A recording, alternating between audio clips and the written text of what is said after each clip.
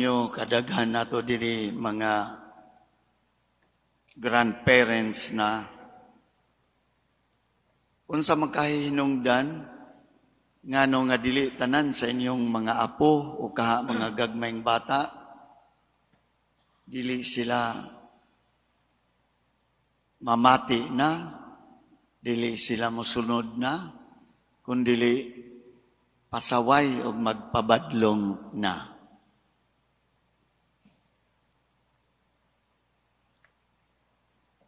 Moingon ang uban, 1,001 reasons kay daghan og nagkadaiya nga rason. Pero matingala ka, nga kaniadto masinugtanon, mamati, karon badlongon na. Dili na patuo sa imong pahimangno, labaw nang dili motuman sa imong mga sugo.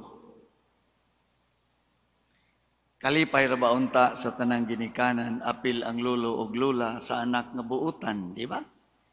Kung anak nga buutan, tungod kay kini siya, matinahuron, matinabangon, kugihan, masinugtanon.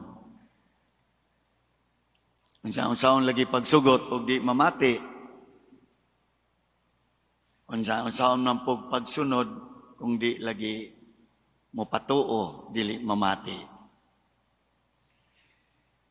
Good Shepherd Sunday karon ug nindot ning nasa ebanghelyo gibutang diri ang mga karnero mamati sa iyang tingog. Inigtawag niya sa tagsa-tagsa nila kangalan. Ug dili igoras pagpamati, musunod kaniya, ang mga karnero musunod kaniya kay nakailaman sila sa iyang tingog. Mga igsoon, naarabay gi-recognize man sa ebanghelyo nga napoy laing daghang tingog. Kining tingog sa wa mailhi nga mga gapanawag, strangers. Kining tingog gikan sa kawatan og tulisan, thieves and robbers.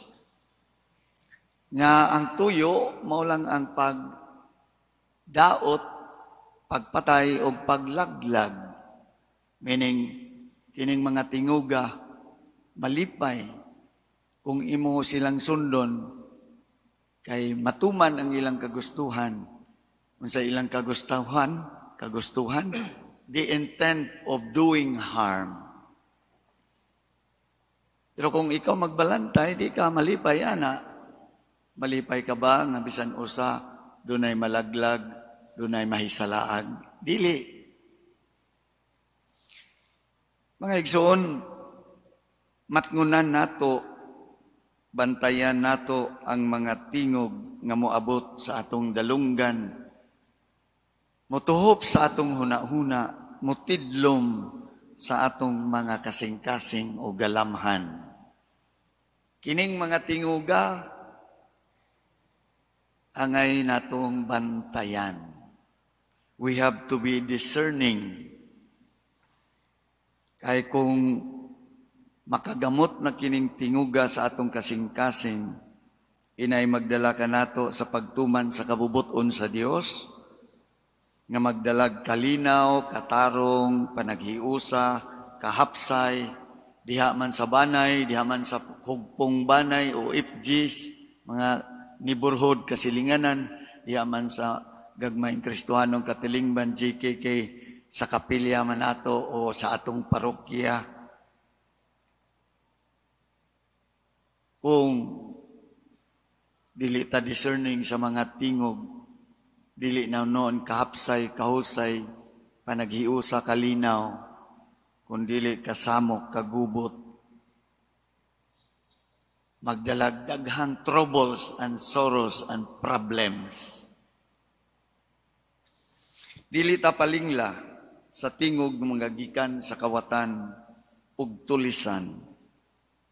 Kay magkawat usab kini kanato sa turil ni Kristo. magdala ka nato sa kalaglagan o pagkahisalaag, o kaha magdala ka nato mga kasakit, dugang problema, mga troubles sa kinabuhi, sorrows, kasakitan sa kinabuhi. Kung atog yung tanawon, ang mga spiritual people, spiritual writers nato, mutumbok man yan ang ato ang di nato mamatikdan nga ang ato na dayang gisunod. Tingog na daynis kasina, tingog sa kahakog, tingog sa garbo, tingog sa kauwag, daghan pa. Busa tinuod yun ang giingon mga igsuon.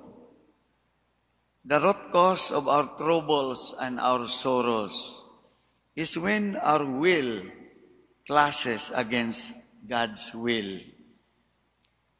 The secret to happiness and peace is in doing God's will.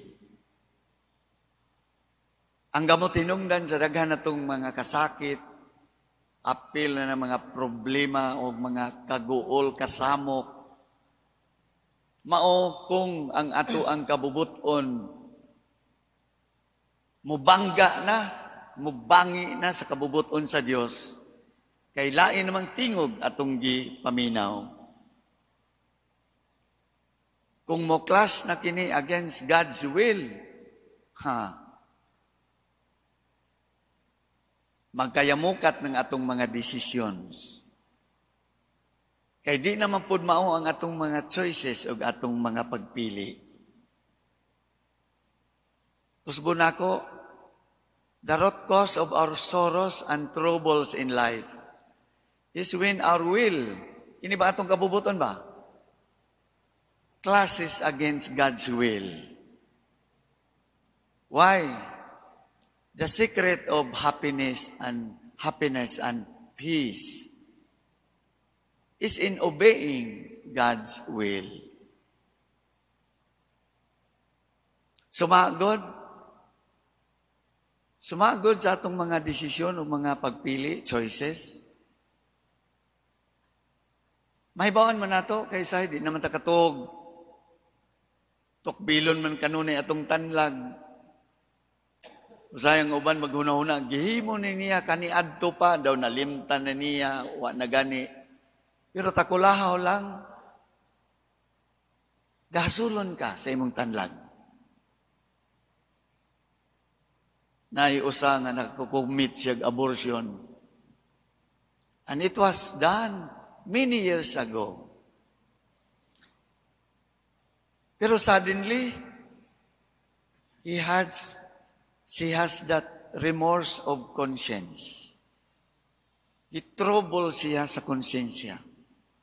Nag-ingon siya nga, wala siya nakaagi, nakasinati, sa iyang kinabuhi nga, she was so guilty. She had that deep guilt feeling. Nga dugay naman tato niyang lubong sa iyang konsensya. Pero, gihasol siya. Muna nga iyang gidala sa pakiguli, sakramentos, reconciliation, pagpangumpisal.